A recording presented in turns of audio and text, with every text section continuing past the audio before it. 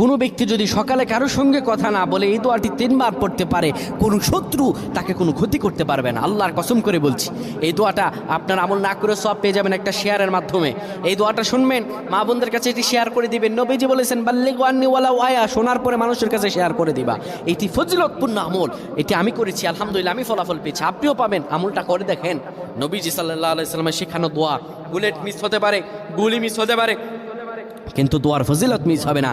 কোনো ব্যক্তি যদি সকালবেলা পড়ে বিসমিল্লাহিল্লাযী লা ইয়াদুররু মা ইসমিহি শাইউন ফিল আরদি ওয়ালা ফিস সামাই ওয়া হুয়াস সামিউল আলিম, এই দোয়াটা কোনো ব্যক্তি যদি 3 বার পড়তে পারে, আমার আল্লাহ রাব্বুল আলামিন আসমানি বালা জমিনি বালা হার কিসিম বালা মুসিবত থেকে তারে বাঁচায়া দিবেন, বিপদ থেকে বাঁচিয়ে দিবেন।